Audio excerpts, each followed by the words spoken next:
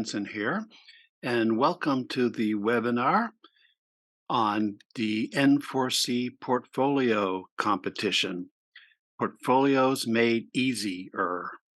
And I'm really happy to see so many people here participating, and I hope you get a lot out of this webinar. So let's get right into it. Okay, today we're going to try to demystify the N4C portfolio and give you all the information that you need to get up to speed, get started on this portfolio, and put together some really interesting and fun portfolios. So I came across this quote by Maholy Nagy from way back in 1936. He's a pretty famous photographer, and I think this quote really summarizes what the portfolio is all about. There is no more surprising, yet in its naturalness and organic sequence, a simpler form than the photographic series. This is the logical accumulation of photography, vision in motion. The series is no longer a picture, and the canons of pictorial aesthetics can only be applied to it mutatis mutandis. Here, the single picture loses its separate identity and becomes a structural element of the related whole, which is a thing itself. In this sequence of separate but inseparable parts, a photographic series can be either a potent weapon or tender poetry. So let's simplify this long quote just a little bit. The photographic series is the logical culmination of photography. Here, the single picture loses its separate identity and becomes a structural element of the related whole, which is a thing in itself. Well, this is just about the perfect description of the N4C portfolio. And so we're going to explore this concept in a little bit more detail throughout the rest of the presentation. So why would you do a portfolio? Well, basically, it's an opportunity to do a whole bunch of new things, expand your vision, be more creative, have more opportunities. When you have between 7 and 10 photographs to play with, there's just a lot more flexibility, a lot more degrees of freedom that you can use to express yourself. And it's an opportunity to have fun.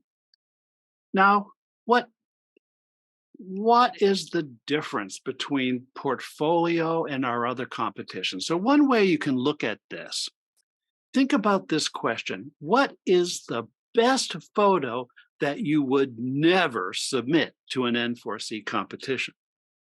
Or perhaps you submitted one, but based on the reaction it got, you said, I will never submit a photo like that ever again.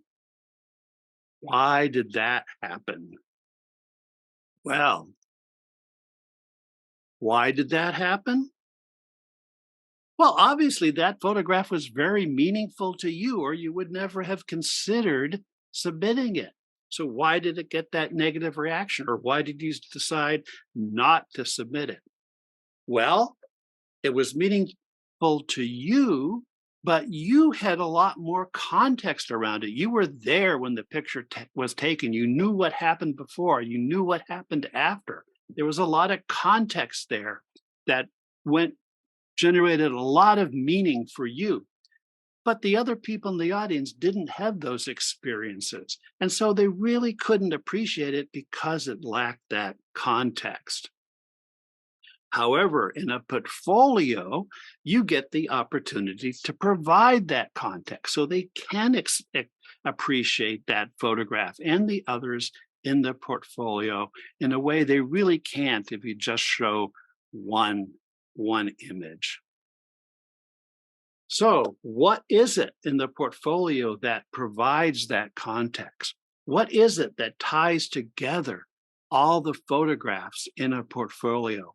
What is it that makes the portfolio a thing in itself? Well, a portfolio has a theme, and that's the critical element that ties everything in your portfolio together. So, what is a theme? Well, basically, a theme is almost anything that will tie all these elements together. It's a central idea, it's a subject, it's a concept, a motif, a mood, an emotion, a relationship, a message, anything basically that interests or moves you. That will be your theme and will tie all your images together. Now, one thing I need to point out is that with only 10 images, you should choose a theme that's fairly narrow. Now, if you've traveled a lot, maybe you've been fascinated about all the different traditional costumes that people wear in different countries around the world. So you might think, wow, a theme of costumes of the world might be a really good theme. And it kind of is, but if you think about trying to do costumes of the world into 10 images, you're really going to end up with just sort of like a sampling of costumes. You're not really going to be able to explore that in depth. So a better theme would be like the ceremonial costumes uh, of a particular culture or a particular group of people.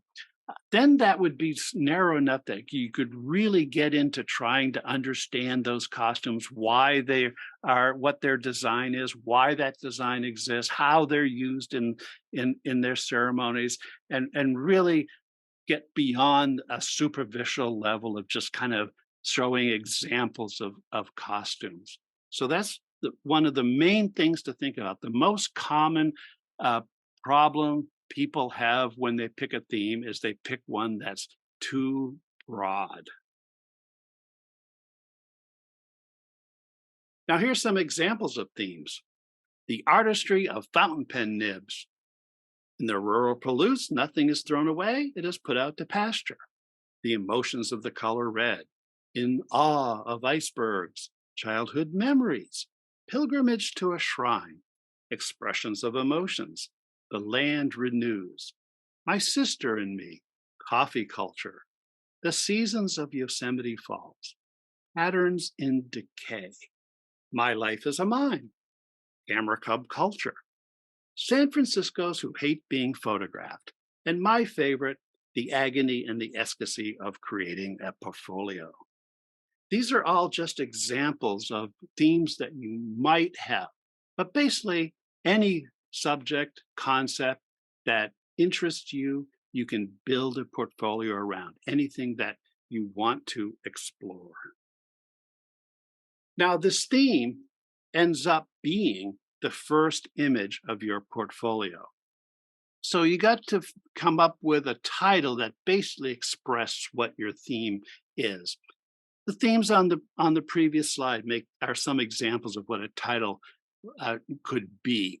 You want to boil it down to no more than 10 words, and frankly, the fewer the better. And that becomes the title of your first slide. Then the next thing you need to do is develop a statement of intent. And that will be what's the rest of the content of that first slide. Now, generally speaking, when people are viewing your photographs, they really don't have any idea why you made that photograph. They have to kind of intuit it and figure it out from the photograph itself. So this is a real opportunity for you. You get to actually ahead of time tell people what you're trying to accomplish with this portfolio. So you want to get a few words, less than 75, that express the message or the feeling that you want the viewer to take away after viewing this portfolio. But it really is also more than that. In the process of developing these words, this statement of intent, it helps you refine your thinking about what you want to accomplish. It's like you often have some idea, you really believe you understand something. But once you try to write it down in words, you discover, oh, maybe I didn't understand it quite as well as I thought I did. And you have to think about it more to get it down on paper. So that's the other thing that preparing this statement of intent will do: help you refine your thinking about your portfolio. Now, this statement of intent is actually critical to getting your portfolio evaluated properly. The assessors are going to really ask the question, did your portfolio achieve your intent that you put into your statement of intent? It's also important because unless they understand your intent, the feedback you get may not be so helpful. And we'll go into that a little bit more. It's also in your statement of intent, you want to be confident. After all, you made this work, you're proud of it. So say that. So, example, you say, I show, not I hope to show. And it's not about technical matters, f-stops, shutter speed, lens you use, things like that.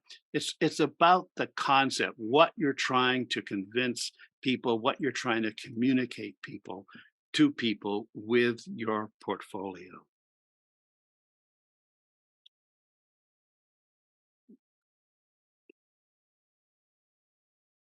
So when we teach the assessors how to evaluate the theme, the title, and the statement of intent, these are some of the questions that we ask them to consider. So that means it's also the questions you should be asking yourself as you develop your statement of intent. So, does the statement of intent describe a portfolio organized around a distinct and recurring subject, principle, or idea? Uh, in other words, does it have a theme that's like visible throughout all the images in your portfolio? Does the statement of intent express a single theme or multiple themes? You want to narrow it down so there's one clear theme. And is it clear what that theme is? Is the theme narrow enough that it can be reasonably explored in 7 to 10 images? And then we get into things like, is the grammar and spelling correct? It's always good to have your work proofread by someone else to see how you're doing. That's every good author has backed up by a good editor. So always get your work proofread. Is the statement of intent easy to understand? Is it concise or wordy? Does it contain kind of irrelevant information that's not communicating the theme? Is it expressed in a confident manner? Bottom line is the assessors will ask, does this SOI prepare them to answer the question, does the portfolio fulfill the statement of intent?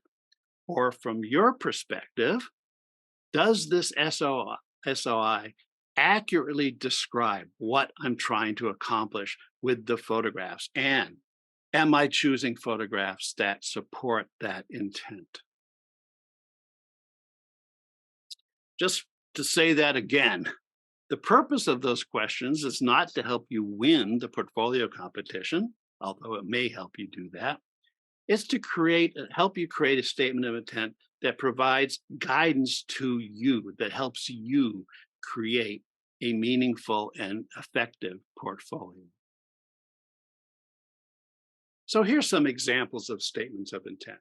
And these happen to come from two portfolios that placed highly in the most recent portfolio competition. One has the theme entitled Ancient Olive Trees. In Puglia, Italy, olive trees are everywhere, populating the land since 1000 BC. Their gnarled forms reflect centuries of shaping by the wind and generation after generation of human hands goading the trees towards maximum productivity. My intent is to honor these age-old trees, some over 2,000 years old, by rendering the images in antique sepia tones and to show the variety of shaping that has occurred over the ages. And I think it is actually quite effective to just explicitly say, my intent is, makes it clear. You don't have to say it that way, but it works very well. You may say, hey, talking about antique sepia tones, that violates the rule about not talking about technique. And you could make that argument in this case as well. But these rules are not not rigid rules. And in this case, I think the person producing this portfolio is thinks the sepia is so important to communicating their message that they want to make sure that that's brought out. Another statement of intent is art heals. During the pandemic of 2020, I fell hard on my temple, tripping on a step. Zoom medical diagnosis, concussion. I documented my recovery via daily iPhone selfies. As a healing exercise over months, I intensively overprocessed these disturbing iPhone images to reflect my fears, fog, fatigue, and eventual recovery. Join me on my journey. Again, this is, I think, is pretty clear to you what the person is trying to accomplish with this portfolio. And again, in this case, they did talk a little bit about technical details, but only because it was the act of over processing that was part of their therapy. And so part of what they are trying to communicate and show in the portfolio. Now, here's an example of a statement of intent. Uh, and it's my statement of intent for a portfolio I produced. And it was called Bridge for a Working City. And it was the Golden Gate may be famous, but is the San Francisco Oakland Bay Bridge that does the heavy lifting. From an elegant span across the bay, the bridge penetrates deep into the city, appearing in more prosaic forms where least expected. This is a bridge that must perform its function, often oblivious to the conventions of aesthetic, a bridge integrated into the lifeblood of a city. Now, I thought I was being kind of poetic with this statement of intent. I kind of liked it, but it turned out I was being too clever by half. The assessors read this, and the very first sentence is the Bay Bridge does the heavy lifting. What kind of heavy lifting does it do? It carries a lot of traffic. So they said, where's the photographs of traffic? Of which there were none in this portfolio.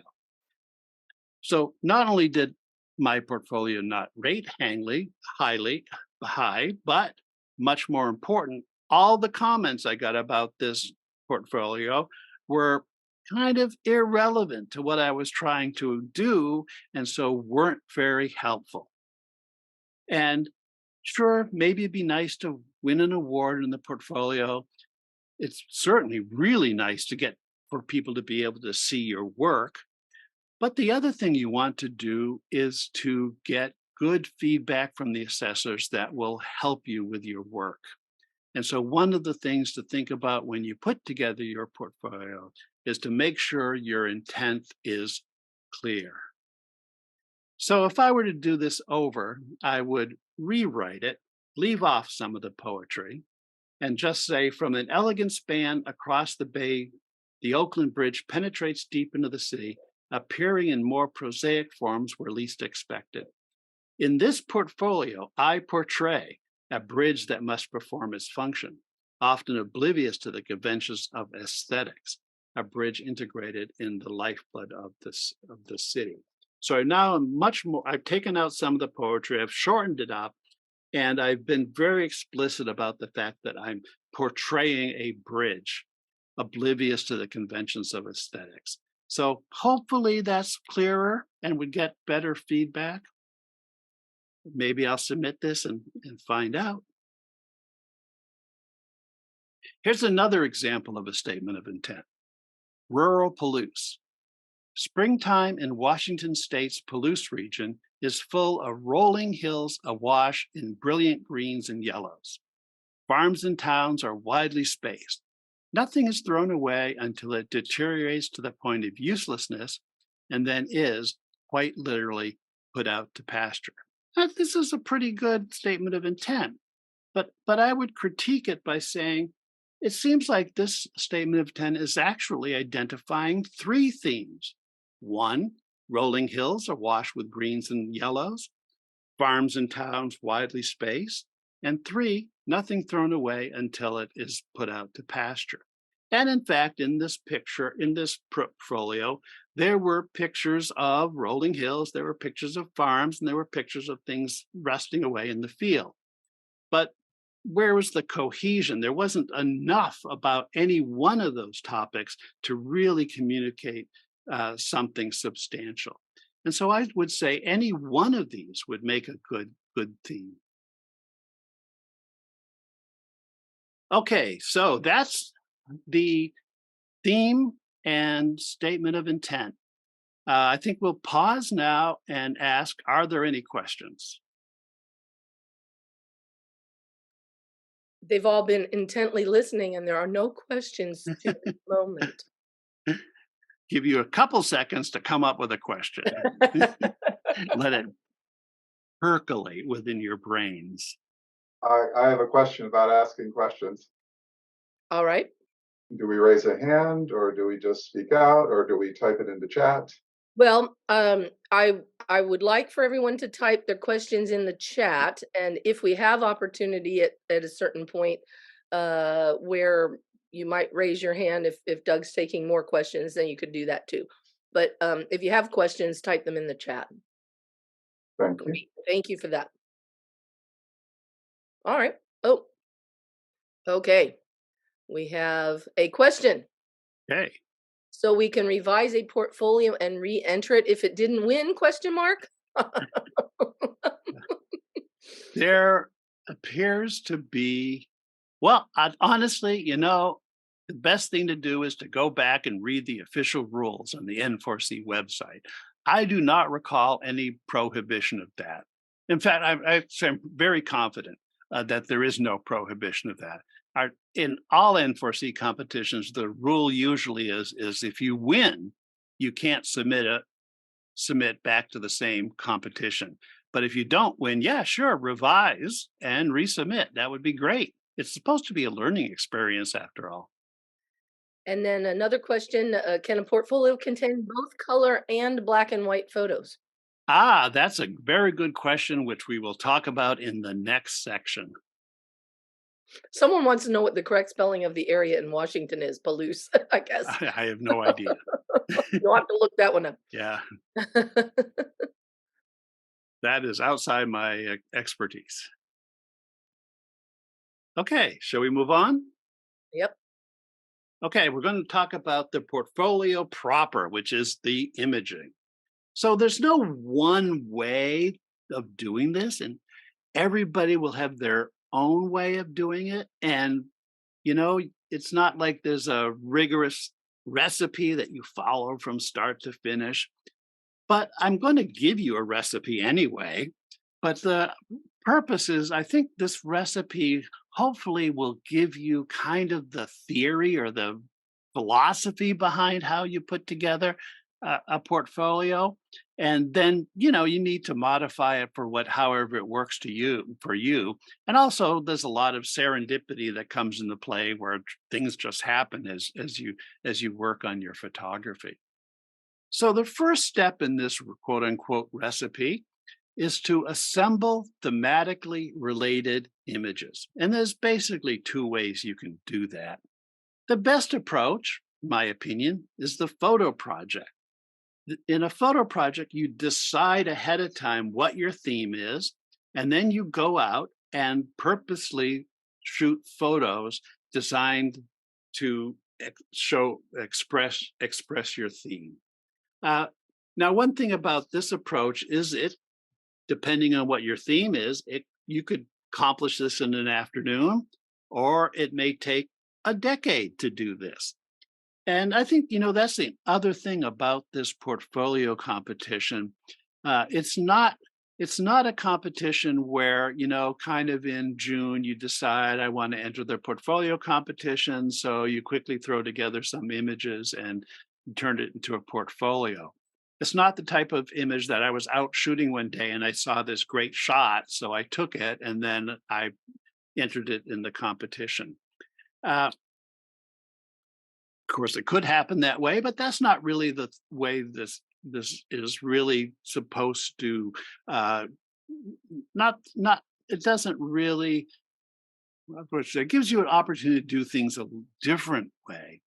So don't be afraid to say, "I think I'm going to work on this theme," and you work on it. And maybe it takes you a couple of years before you get together enough images.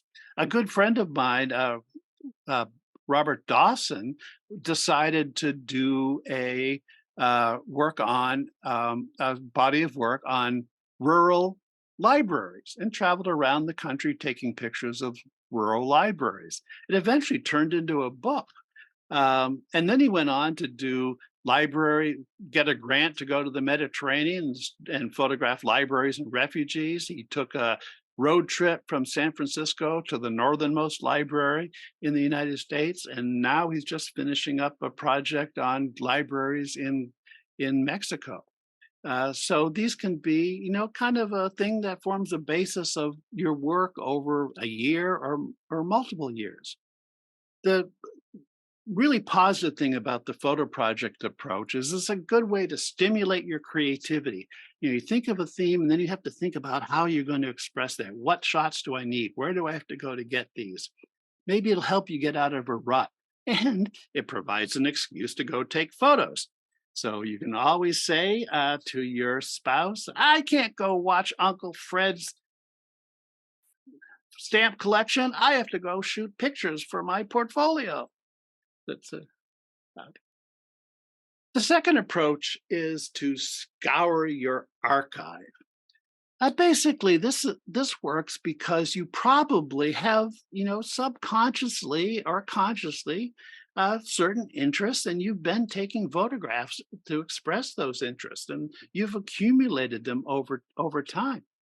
So you can use your existing archive to pull together a good for portfolio. And this is probably the one that most people, the first time they put together a portfolio, they use this second approach. One of the advantages of this approach, and the nice thing about it, is you get to enjoy photographs that you haven't seen for a while. Maybe that will, been in a drawer or sitting around on the hard drive, and you may have even forgotten about them, and get to pull them out and look at them and appreciate them again, and even help you remember the time when you took those pictures. But for all of these approaches, at this point, you should focus on collecting as many images as possible. Turn off your critic. If it's related to your theme, it goes in the pile. The next step would be to filter the image. You can do this any way. You can play around with them in a program like Bridge, but a really cool way, a lot of people like to do is to make small prints, maybe 3.5 by 4 or something like that, or even smaller, of all the prints that you're interested in, and then play around with them, put them on a table, shuffle them around. At this point, you may, and not as a I will allow you to discard images that fail to meet your minimum technical standards, but with a caveat. You should think twice about discarding any images at this point. If you have if your statement of intent is about, say, something to do with architecture, where precision and sharpness is very important, you could at this point throw out, say, out of focus photographs. But if your theme is more about emotion, you may think twice about throwing out of focus image. It could work perfectly well in a portfolio. So you can get rid of some of the ones that are obvious, but be careful. Be careful about that. The next step would be to rank the images by how well they express your statement of intent. And by that, I don't mean assign them a number from 1 to 100 or whatever, although you could do that if that's what works for you, but just any way of ranking them. If you've made small prints, you can put them in different piles. You can put the good ones closer to you and the ones that aren't so good further away from you. Just anything that helps you kind of at least form a mental picture of which of the images that are strongest at expressing your statement of intent. And then the next step would be to do the same ranking using kind of the same methods, but now we're going to focus on how well they work together to express your statement of intent. And this is kind of where the whole portfolio thing comes in, because the way they work together is what really distinguishes a collection of photographs from a portfolio. And only at the last step do you think about the technical quality of these images as you look at them alone, and what they're and and how they meet, all the technical criteria and compositional criteria for a photograph. Because in a portfolio, it's how the images work together that's more important than how they work as individual images. And then I would say you put this away, take a nap or go to sleep or come back in a week or whatever, and repeat this process again. May get the same results, maybe you don't, but eventually you'll narrow it down to 7 to 10 images that will form the body of your portfolio. I'll stop again for any questions about choosing the images. So there are a couple of questions. One, Mei Chen asked, can individual images be used outside of portfolio competition in another, competition? Oh, absolutely. Yeah. And then JC had an interesting question about theme versus just a series of related images. Mhm. And so he's trying to figure out, for instance, if the one were to work with a model and do maybe an evolution of one model over a year or something like that versus maybe a certain types of looks or things or whatever, maybe with multiple models, are those a series of related images, or is there, how do you create a theme there? Yeah, okay. So there's no, it's really hard to have a hard and fast rule. That the I guess it's kind of what's in your mind. Um, if it feels like a theme to you, then the question is, can you write a statement of intent that explains what your intent is for this series of images? So in the model, if you personally, um, say, I want to, in this statement of intent, I want to explore the various ways that a model can use the positioning of her body to express emotion. Uh, and that's your statement of intent. Then you could photograph that model with a whole bunch of different positions, and if it's effective at communicating how a model uses her body, then then I think you've got a portfolio there. If you just had a different model come in every day and photographed him or her and put them together, then that's kind of just a collection of images, but there's no theme no theme to it. Does that help? I Yeah, sorry, I I muted think myself. that helps. Okay, good.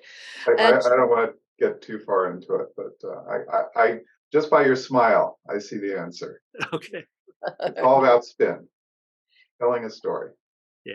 Sharon has a good question. Are there limitations on the processing that can be formed on the images? There is none. All right. The sky's the limit is what you're saying. Sky's the limit. All right. Whatever tells the story is. I would say the we still want it to be your own work, uh, but there's really you can read, you can go on to the website and read the rules, and you'll see it's pretty wide open. There's not a lot of restrictions. Okay. Okay. Well, the next section is another critical part of a portfolio. And again, the thing that distinguishes a portfolio from a collection of images, and that is sequencing them. And we'll spend a little bit of time on this because This may be the most difficult thing to understand and even more difficult to actually do. So once you've collected these images, your 7 to 10 images, you got to decide what order you're going to put them in. And we often think of sequence as time sequence, and time sequence is a perfectly valid way to order your images. If one naturally happens after the other, then sure, organize them by time. But that's not the only way that you can have a sequence. The question is there question of questions to ask? Is there a natural progression or an arc to your theme and the images?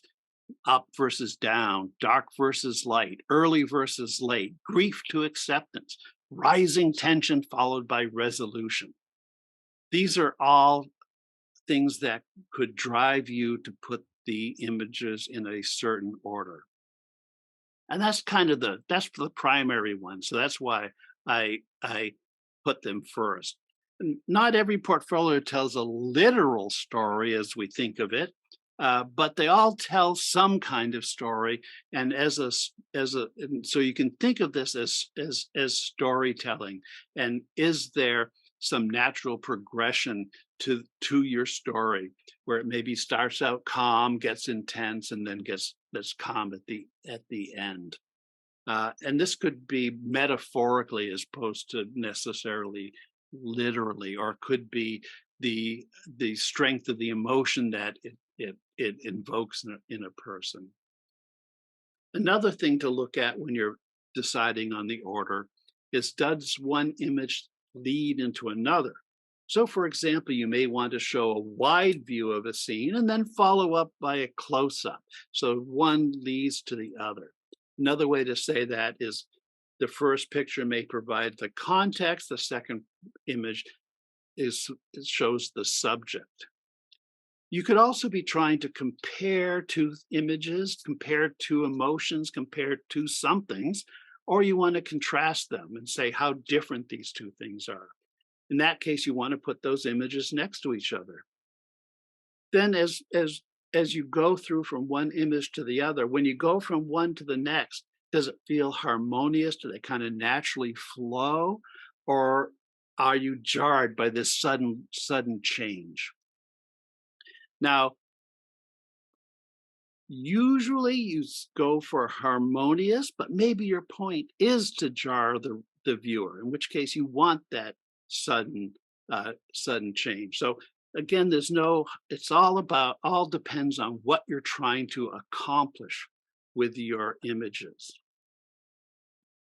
So here's an example of a sequence of images that Lynn Ward put together in his a novel that's made totally out of woodcuts.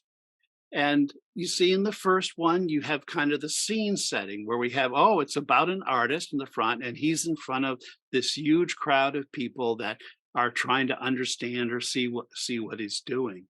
Then we move into the second images and we say, oh, kind of this rich guy has come in from the back of the room and is seeing what's going on. And then he moves to the front of the room and he's introducing himself to the artist. Couple interesting things is in figure 2, how do we know he's entering from the back of the room? Well, because we have a kind of a space between him standing up and the other people, which we've just shown part of them, but we get the impression that they're part of the crowd. So he's entering and he's behind the crowd. So there's things like that that kind of tie the images together as we're going across. So how many of you, I wonder, saw the rich guy in the back of the crowd in the first image?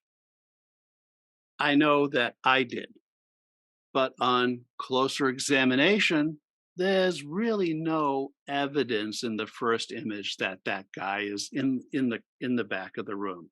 So this is another interesting thing that sequences do, is your brain actually changes your perception of a previous image based on what you see in a subsequent image. So that's kind of another thing to think about when you're sequencing these images. Now I'm going to give you another uh, ex- uh, example of how sequences can change how your portfolio has meaning. So in the first sequence, we start out with a hand, a knife, and a loaf of bread. So just try to remember, maybe think about, oh, what's the story here? Tell the little story to yourself about what's happening and what kind of emotion you feel about it. And I'll give you just a couple of seconds to think about that and try to remember how you're feeling and what you think this story is about.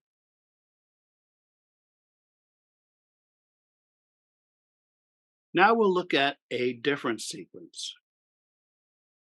Now we hit bread, knife, hand. Now what's the story? Now what's your emotion? Is it the same as before? Is the story the same? It's the exact same three pictures. The only thing that's changed is the order. But I'll tell you, for me, when I saw that picture of the hand, I immediately went ouch and grabbed my hand because I expected to get cut at any moment. And that's the type of thing that sequencing can do. So that's another way to think about how you should order. This is maybe an extreme example, but that how it goes. Okay. So other factors that can either tie the images together or make them disconnected. First on the list is monochrome versus color. So that goes to the question that was asked previously. The simplest thing is to stick with one or the other throughout your portfolio. It's either a monochrome portfolio or it's a color portfolio. But that isn't a hard and fast rule either. Think about the movie The Wizard of Oz.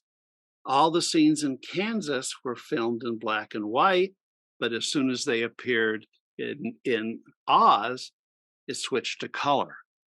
And so your portfolio can work the same way. If you have this kind of Kansas to Oz transition in your portfolio, that's part of your intent is to do that.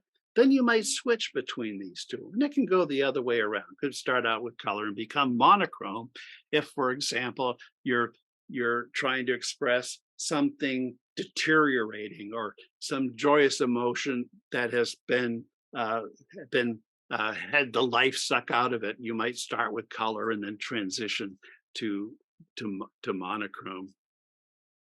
Another thing is the color palette. You want to start with mostly blues? Do you want to have highly saturated colors? Do you want pastel colors? Again, the easiest thing to show continuity is to maintain a constant color palette throughout your portfolio. But again, that's not necessarily what you want to do. If you look at the movie The Emperor, the images, all the movies have kind of one color near the beginning, and as the child emperor matures, the color palette changes, and it's very subtle throughout the movie. Throughout the movie, you can do the same thing in your portfolio. You can gradually change the color palette to indicate some kind of transition that you want to apply. Aspect ratio. If all of your pictures are the same aspect ratio, they're kind of easy to fit together. If they're not the same aspect ratio, it's just a little bit more challenging to make it work. Same thing, perspective and point of view. Again, constant perspective or point of view has unity, but if that's not the message, you want to change it up, that's great. High key versus low key. Internal structure, whether the image is composed predominantly of vertical or horizontal or diagonal elements. Sharp focus versus soft focus. Again, usually you want to maintain one or the other. If it's kind of a pictorialist, you go for soft focus. I used architecture as an example before. We want sharp focus. But again, maybe you want to communicate something by having a transition from sharp to soft or soft to focus. Other ones, graininess, whether the picture is obvious or cryptic, realistic versus abstract, whether your images are concerned with objects or with moments or events. That's kind of an interesting one that might require you to think about what it means to have a photograph that's concerned with an object or a photograph that's concerned with a moment. Is it a caught image like street photography, or is it constructed images like still life?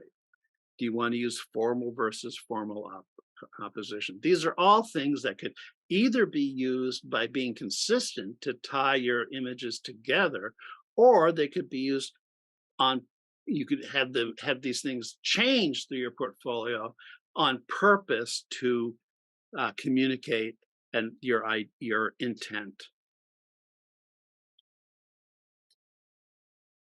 Next, and perhaps most importantly, you should use this whole process, think of it as a learning process.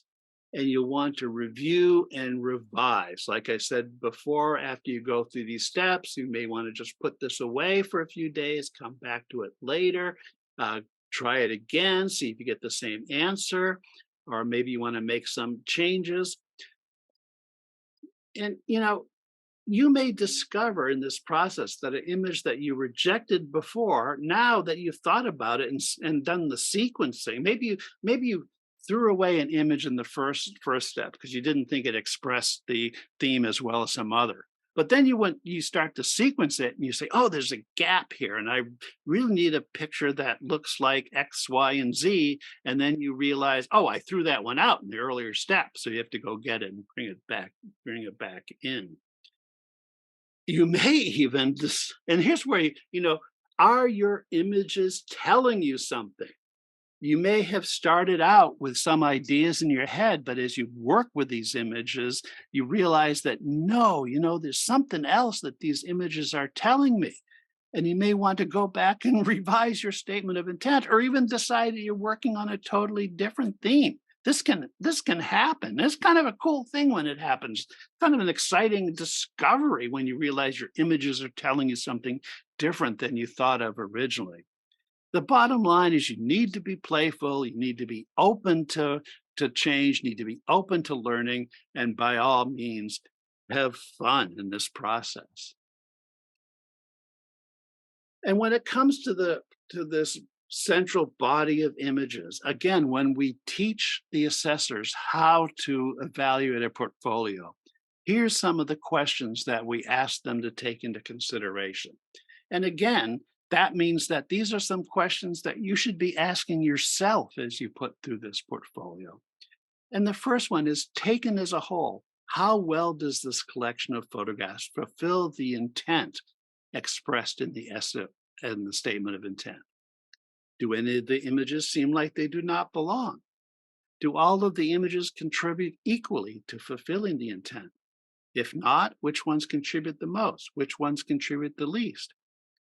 Does the order of the images in the portfolio seem intentional? Does it have a purpose? Was the transition from one image to the next smooth, surprising, or jarring? This can be based on the content of the images. It can be based on the color pattern or any other characteristic.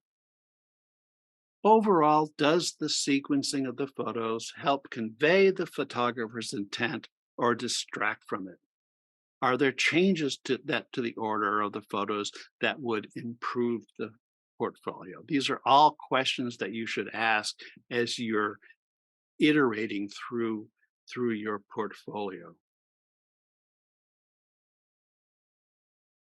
And then the next and last step is to fine tune your images.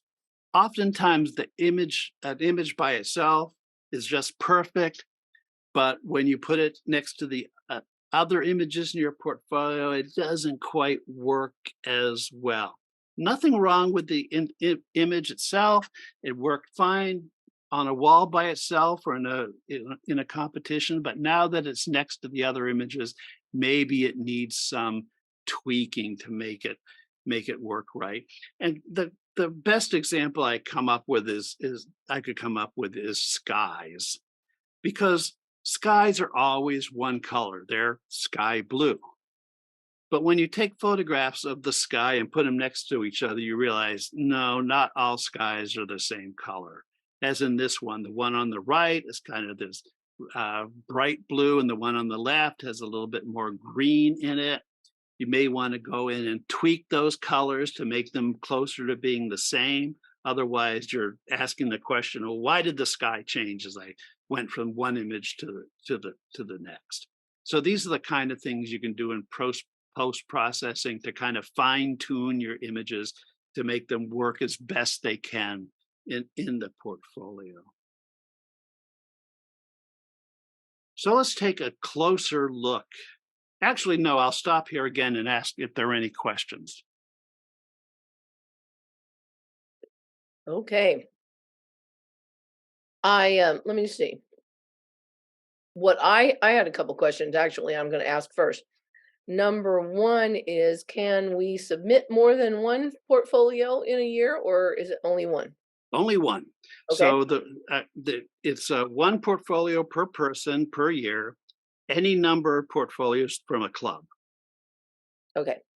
And then number two, I uh I feel like I need a little more clarification, and maybe others do, or maybe it's just me, about how a portfolio may tell a story versus reflects a theme. And let me just give you an example.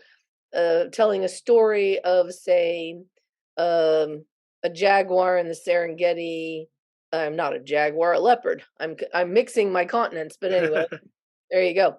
Leopard in the Serengeti, stalking its prey, chasing after its prey, taking it down, and sharing it with its cubs. That kind Mhm. of thing. That's certainly has a story to tell versus a theme of, let's say, parts of a flower or something like that. Yeah. So certainly, I mean, I think the literal stories are perfectly valid portfolios. They're kind of the easiest portfolios to think about.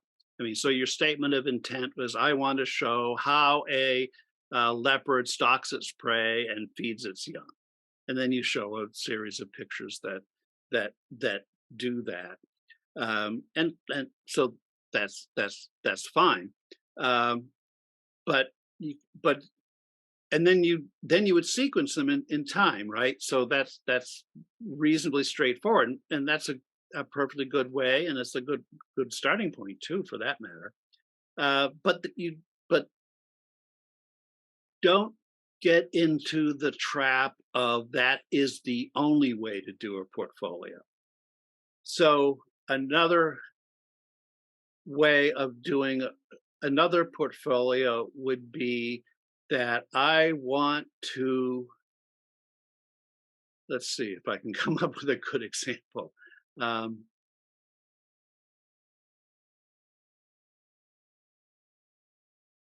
well, I want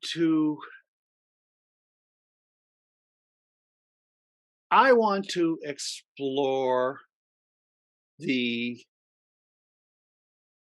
different emotions that the color red can cause.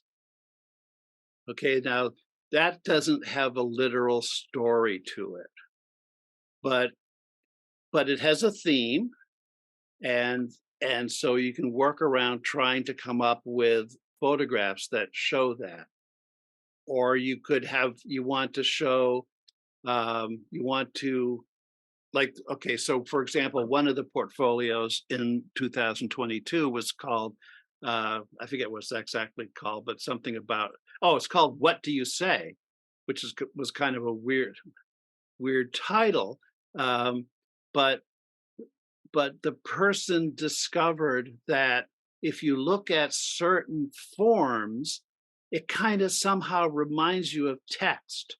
And some of them, there was actually letters there, but in other ones, there would just be maybe linear lines or something. And so they were exploring this idea that certain geometric forms could make you feel like you were seeing text, even if there wasn't text there. Uh, so that's another example. And again, so that's you have to write a statement of intent that says that.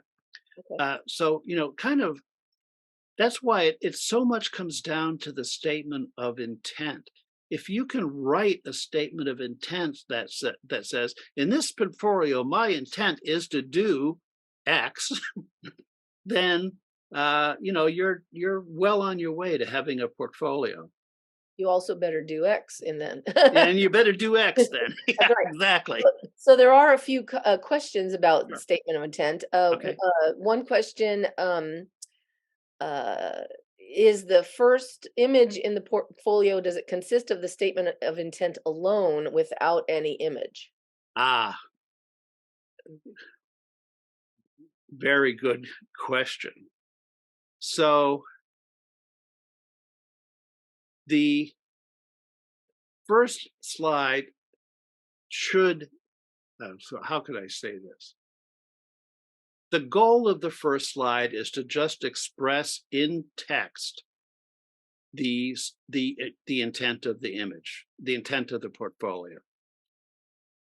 Some people jazz it up with graphics and images, but those graphics and images are not part of the portfolio proper. Now, they could subconsciously or influence the assessors, so that if your graphics on the first slide kind of support the statement of intent, maybe that uh, uh, helps the assessors understand what your intent is, or it could just get in the way. Uh, Many, if not most, of the I'll just say many of the portfolios are just pure text and nothing else on the statement of intent. So that actually lends to another question, which uh, is the statement of intent the only place where there are any words, or can individual images in a portfolio have separate words or titles? Okay, so I would break that up into two parts. Okay. Number one is um, your and we'll get into this in a little bit later when we talk about some of the technical issues about how you technically make a portfolio. But so every portfolio has a title, and then each image in the portfolio can have a title, but it's optional. So if you think about sequences in journalism or nature, you know how we're supposed to have an overall title for the sequence, and then you can, if you want, optionally have a title for each picture in the sequence. Same thing applies to portfolios. There's an overall title for the portfolio, and then you can, if you want, title each image. Okay.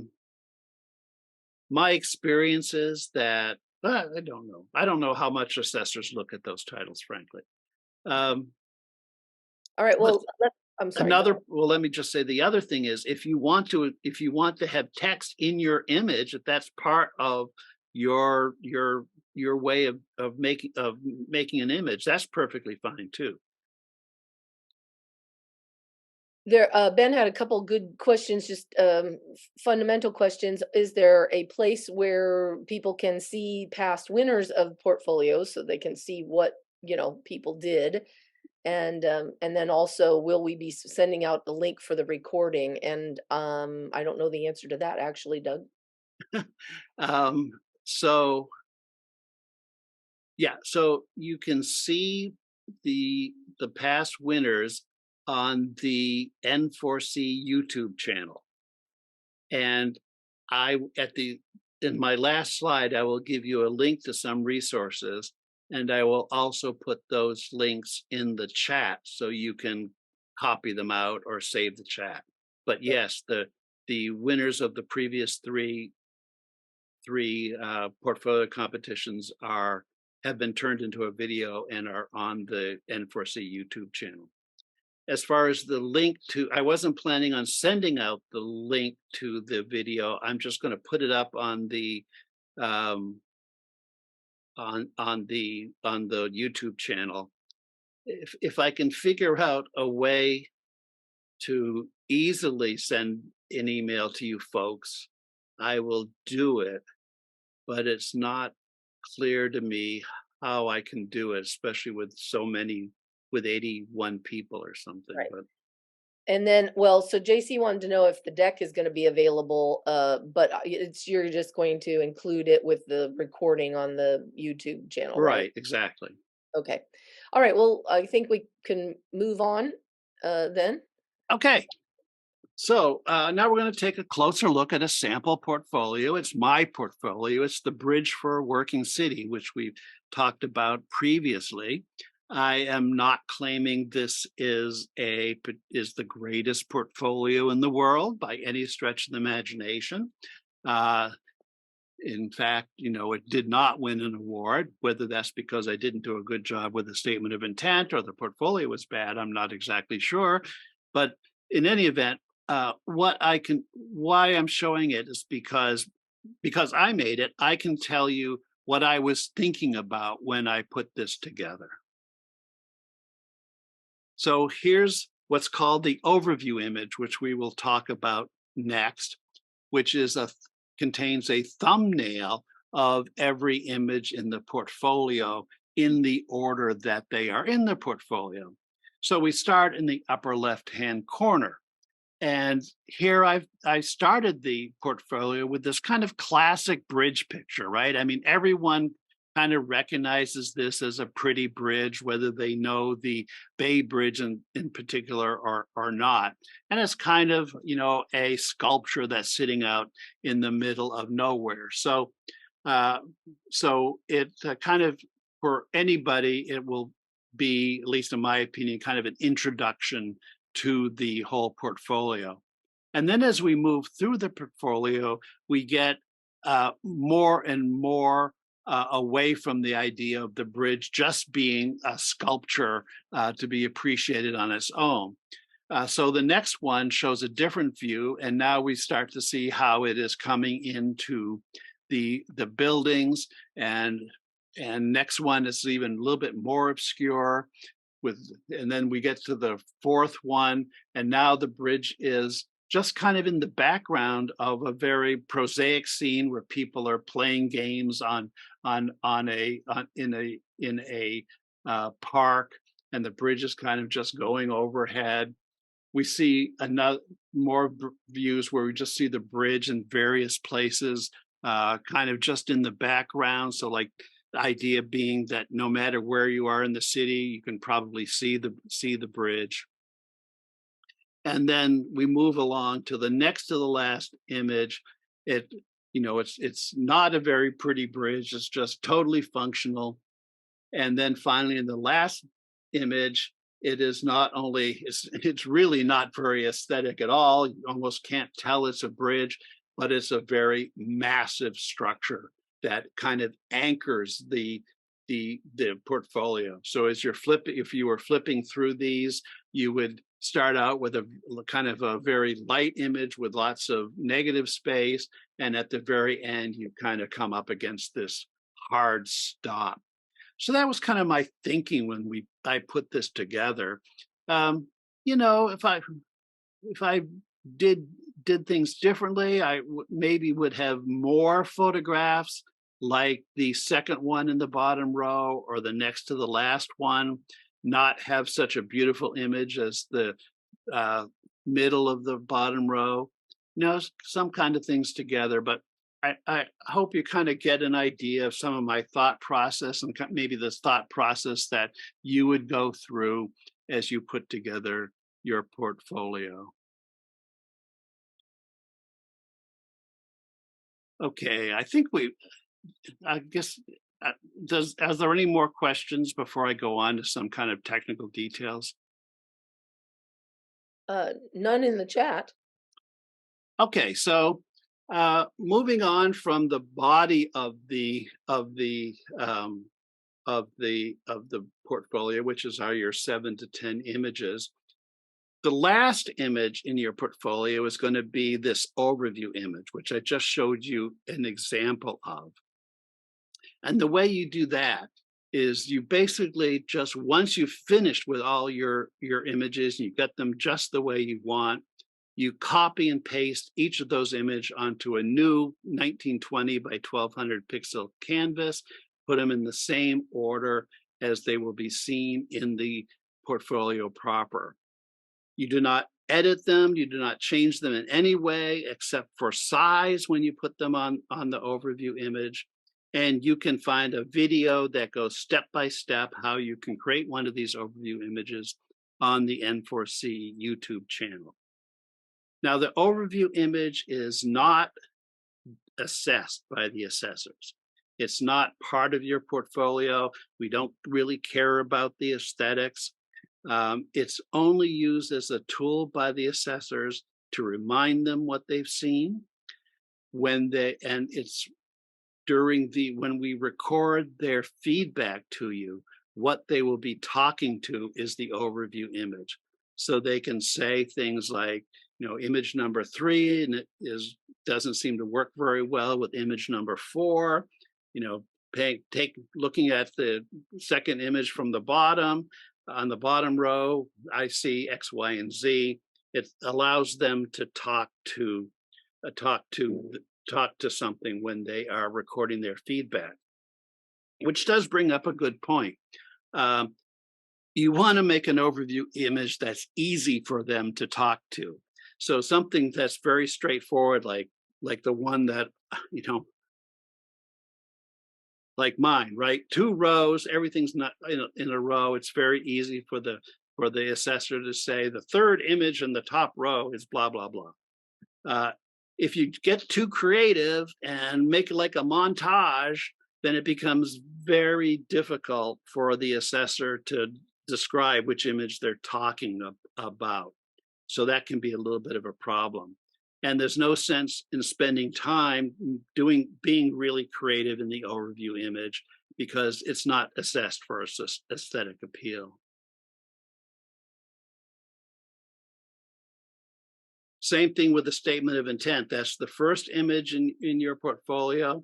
Again, create a 1920 by 1200 pixel canvas in your editing program. Choose a foreground and background color that causes text to be easy to read and have those colors harmonious with the colors in your image. You can't go wrong by using white and dark gray. But if you want to use a different color, that's fine too. Choose a font that's easy to read, and then type the title of the portfolio on the first lines and your rest of your statement of intent on the subsequent lines.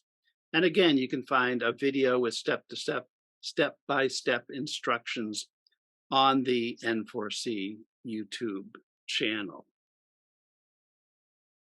And the technical specifications like this 1920 by 1200, it's basically the same technical specifications as every other N4C competition. So you don't have to learn anything new about that.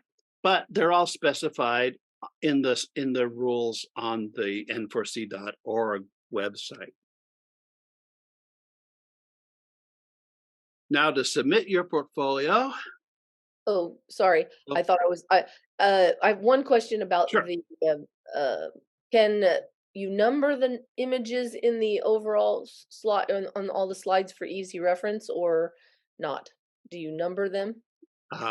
I haven't seen anyone do that, but I don't see why not. All right. Sounds kind of nice idea, actually. And again, since we don't really judge it, we just use it as a tool. It'd be fine, I think. All right. And then just to confirm, portfolio is a minimum of 7 and a maximum of 10 images? That's correct. Okay.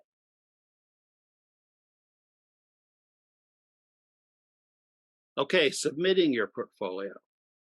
Basically, it's a sequence. So if you're used to submitting sequences to Nature or journalism, you pretty much already know how to do that. So you should name your files according to this format. The first one would be the portfolio title, and then in brackets, I say put 2 digits, 0, 1, because most programs like Bridge when they sort them, will sort them properly. Otherwise, image 1 and image 10 end next to each other. So use 2 digits and it sorts properly. But that's for your convenience. It's not like it's a requirement or anything. And then do name the first slide statement of intent. And then you go through each subsequent image in your portfolio. Start with the title, portfolio title, then bracket, and then 02. And then if you want a title for the first image, you can put it there, and so on up until you get to the end, where again, portfolio title, bracket, and then whatever the last image is, the number of the last image. Here I've assumed you've got 10 images in your portfolio, so the last one would be 12, and then this one will have the title overview image. And if you follow this rigorously, then a lot of things just go smoother when you're trying to submit your images.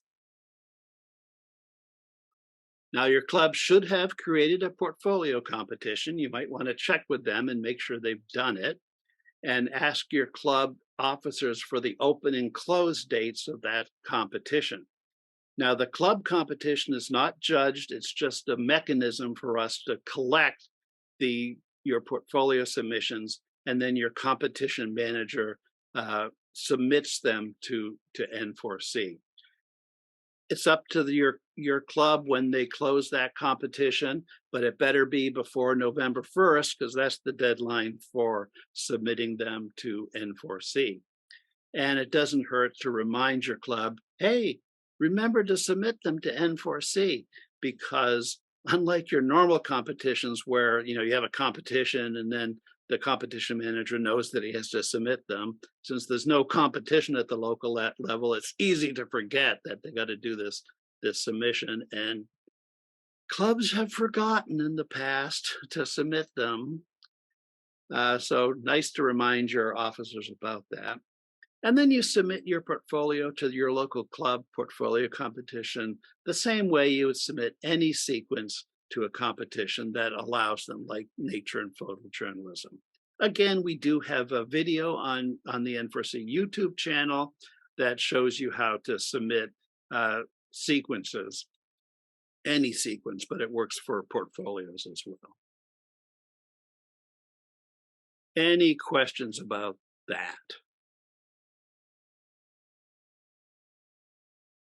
The only comment was that I guess Gary went on to n4c.org while we're doing this and clicked on the rules, and the rules did not come up under competitions. So we'll have to check with that, and I'll Yeah, I tried it earlier today and it works. So all right. So we'll double check that and make sure that it's working. okay.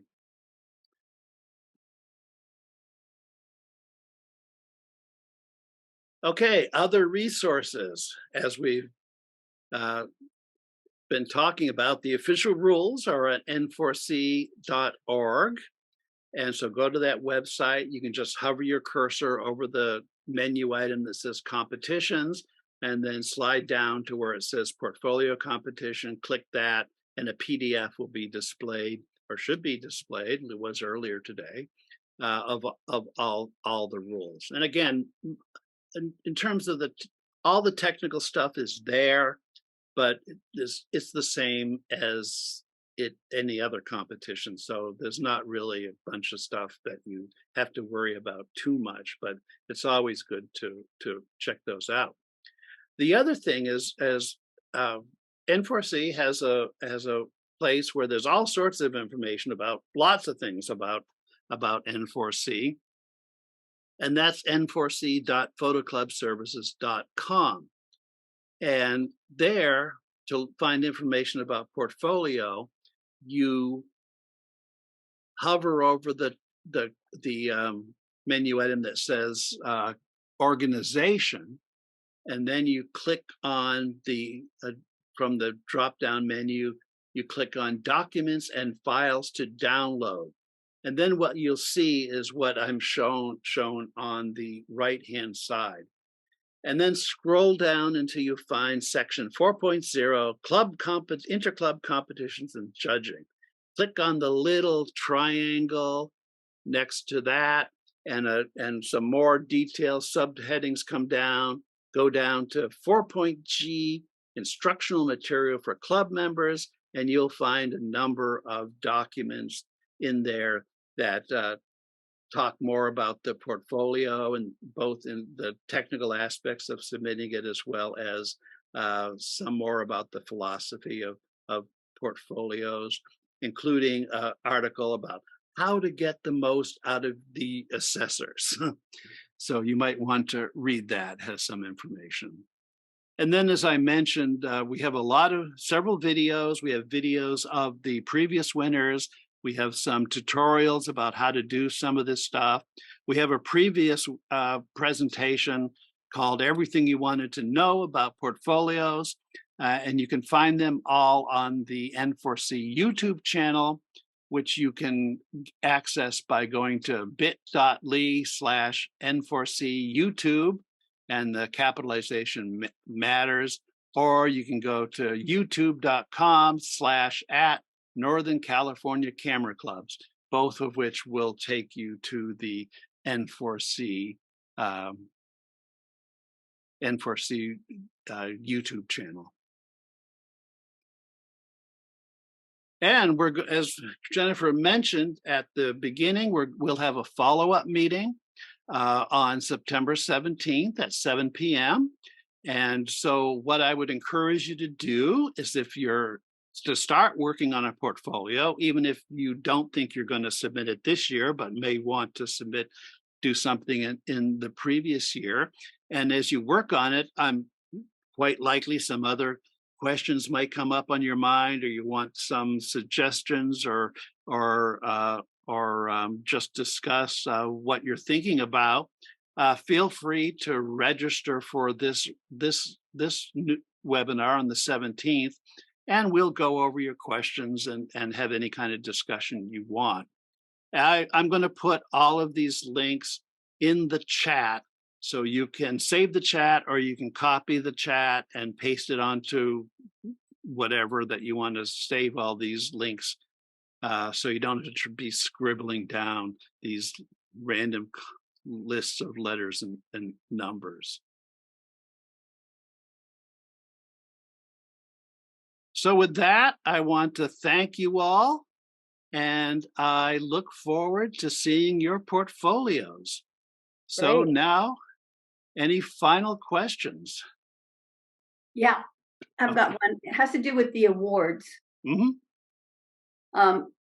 I was under the impression before last year that a portfolio could only win, it could either place, or if it was deemed, if it met some certain criteria, it could be given a stretch award. Mm-hmm. And then I learned that you could get both. You could place and get a stretch award. Can you say a little bit about what the stretch award is for? Sure. So, so the stretch award let me tell you how the stretch award started, okay? And that maybe will explain it.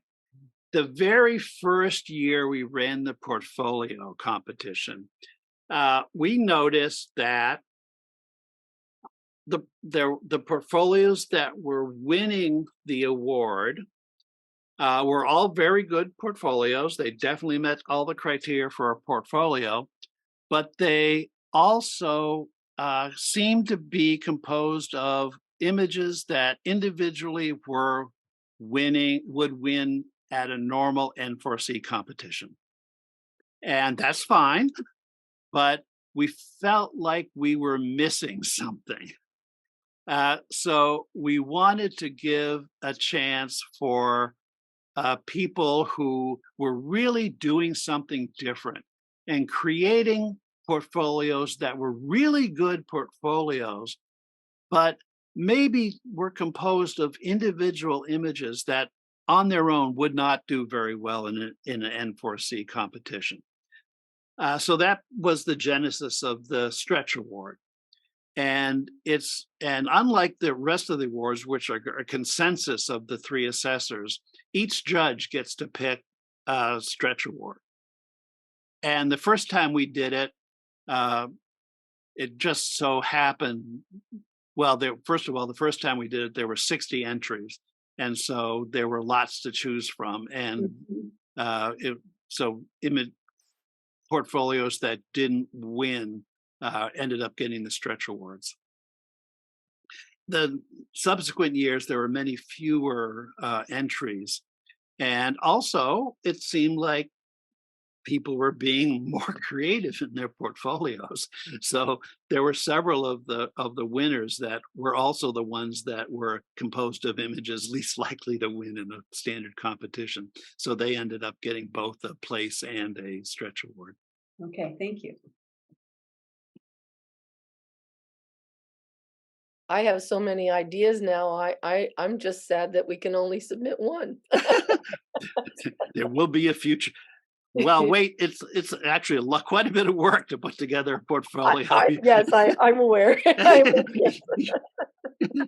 I have a question.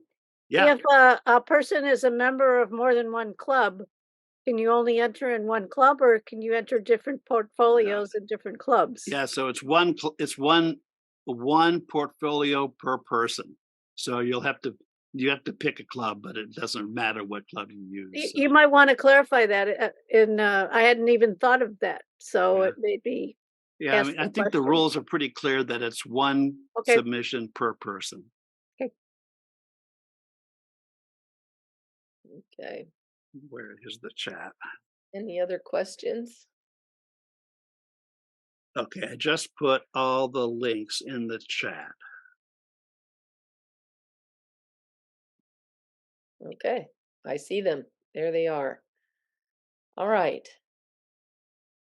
So there was a question, and I went ahead and answered it, Doug, because we had talked about this ahead of time. There was a question about whether people could submit a portfolio for the September meeting, and the answer for everyone is generally no. The September meeting is not meant to specifically assess people's individual portfolios ahead of the competition. It's meant to answer questions and help guide people along in their process to create their portfolio. Now, if you want to share your screen and show something, I think that would be okay, but it's Um, just for other clubs, Santa Rosa holds. It's not a competition night; it's a portfolio review and critique night, and that's in advance of the end, and it gives you a little time after that meeting to rework your portfolio if that's needed. But it's been really helpful to us. That's a nice idea. We'll Yeah. have to spread the word on that. And it was successful. There were a lot of wins. There you go. Yeah, that's true. They really kind of dominated. Well, we're at 8:32, and I think we've covered most people's questions to this point. You have a lot of resources and links you can access as you think about what you want to do and how you want to approach it, and we can. And again, there'll be a follow-up meeting in September, so you can bring more questions there. Right? Any final thoughts or word, Doug? No, I'm just glad that, I mean, we had a good turnout. I'm glad to see so many people interesting. I really do think, portfolios, as that quote at the beginning of the presentation said, is a really good opportunity for you to expand your horizons and explore new opportunities and be creative in a different way and have fun. So go Great. for it. Yeah. This was fantastic. Thank you. You're welcome. Well, thank you, everyone. Thank you, everyone. Thank you very Thank much. you very much. And And I think I with think that, we'll that end will the end the presentation. I'm presentation. hearing an I'm hearing echo. an echo. All right. All right. All right. All right. Thanks so much, Doug, for everything. You're welcome. Good luck, Bye-bye. everyone. Good luck. All right. Bye-bye.